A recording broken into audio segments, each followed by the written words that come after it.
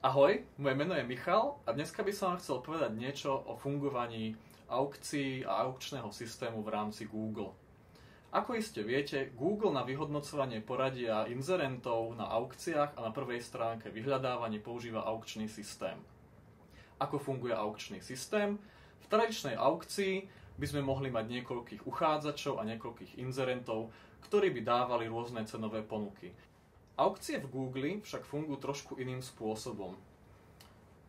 Aj keď by sme mali povedzme zoradenie inzerentov podľa ich cenových ponúk, napríklad 15 korún, 10 korún a 5 korún, v takejto aukcii by vyhral inzerent s najvyššou cenovou ponukou, platil by však len takú sumu, ktorú by porazil na toho inzerenta na druhom mieste. Takže v tomto prípade by to bolo 10 korún a druhý inzerent by platil takú cenovú ponuku, aby porazil toho tretieho a tak ďalej. Nie je to však len o cenových ponukách, ale aj o kvalite samotnej reklamy. Kebyže to tak nebolo, tak by si inzerenti mohli svoju reklamu jednoducho preplatiť a užívateľia Google by videli potom na vyhľadávaní veľmi nerelevantnú reklamu.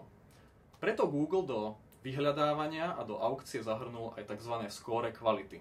Poďme si teda povedať, čo to score kvality vlastne znamená. V skratke by sa dalo povedať, že zahŕňa 3 hlavné faktory. V prvom rade sa jedná o očakávané prekliknutie danej reklamy. Čo to vlastne znamená? Jedná sa o to, že užívateľia si vyhľadávajú vo vyhľadávači nejaké termíny, povedzme hľadajú nejaký produkt a na základe toho svojimi kliknutiami hovoria o tom, alebo dávajú najavo to, ktorá reklama je pre nich najrelevantnejšia. Ako príklad môže poslúžiť napríklad vyhľadávanie výrazu o kúpe krmiva pre psy. Predstavme si, že niekto hľadá výživu pre svojho domáceho miláčika a zadá do vyhľadávania granule pre psy. Ako náhle by mala reklama s textom lacné granule pre psy alebo kvalitné granule pre psy vyššiu preklikovosť ako reklamy iného inzerenta, ten bude ďalej v aukcii odmeňovaný za to, že má kvalitnejšiu a relevantnejšiu reklamu. Druhým faktorom, ktorý je zohľadňovaný v celkovej kvalite vašej reklamy, je v podstate kvalita vašej webovej stránky. V prípade, že by sme napríklad u týchto granúl prišli na webovú stránku, ktorá je veľmi nekvalitná, užívateľ by sa v nej nevedel nejakým spôsobom vyznať a nedokázal by zo začiatku a veľmi rýchlo nájsť to, čo ho na tú stránku priviedlo, teda vlastne nejaká forma kúpy granúl, tak stade rýchlo odíde a Google dokáže takéto niečo rozpoznať. Preto je veľmi dôležité, aby vaša stránka bola kvalitná, aby bola jednoduchá a aby sa v nej užívateľia vedeli dobre navigovať. Tretím faktorom, ktorý Google vyhodnocuje v kvalite skóre vašej reklamy, je ich relevancia. Jedná sa v podstate o niečo podobné ako u preklikovosti, v tomto prípade to je však spojené čisto s výrazmi, ktoré vo vašej reklame používate.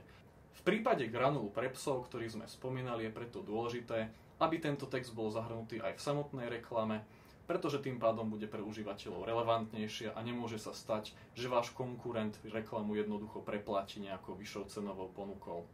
To znamená, že opäť ste v konečnom dôsledku odmenení za to, že robíte kvalitnú reklamu, ktorá je relevantná pre užívateľov Google.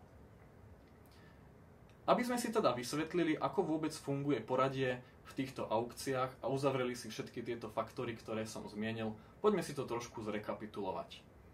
Dôležitá je teda cenová ponuka za aukciu a celkové skóre kvality vašej reklamy.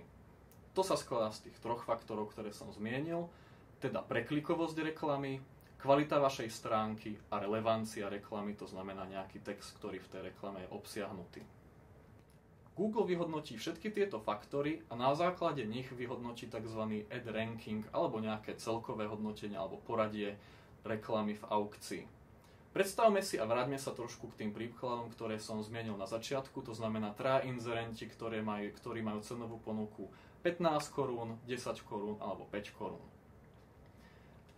Predstavme si teda, že inzerent, ktorý dal do aukcie najvyššiu cenovú ponuku, má nízke skóre kvality svojej reklamy. Druhý po ňom, ten, ktorý mal cenovú ponuku 10 korún, by mal skóre vyššie a predstavme si, že ten, ktorý mal cenovú ponuku 5 korún, má to skóre na nejakej strednej úrovni. Čo sa môže teda stať je, že prvý inzerent bude mať skóre, predstavme si 20, druhý bude mať skóre 25 a tretí bude mať skóre 22.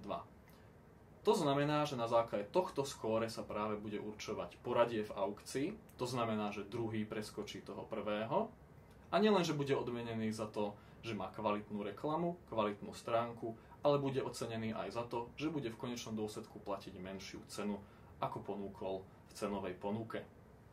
To znamená, že v tomto prípade by mu ad-ranking mohol poslúžiť na to, že bude platiť o pár halierov alebo pár korún menej, čiže napríklad 9 korún 50 halierov. Takisto to platí samozrejme aj pre ostatných inzerentov a v prípade, že by si boli schopní zvýšiť kvalitu svojej reklamy, tak sa môže skóre zase trošku pomeniť. Ďalším dôležitým faktorom, ktorý môže zvýšiť kvalitu vašej reklamy, sú tzv. Rozšírenia.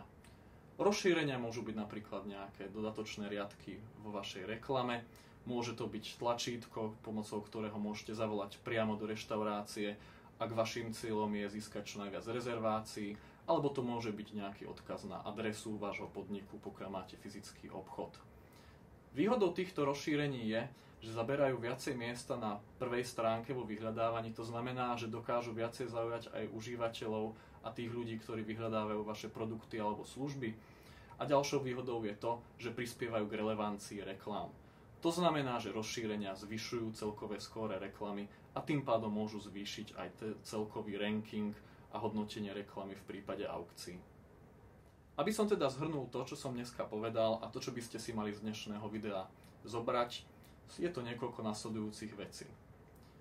Na to, aby vaša reklama bola v aukcii úspešná, je najzásadnejšie zamerať sa na kvalitu vašej reklamy, a to teda na jej preklikovosť, na jej relevantnosť a na kvalitu vašej stránky.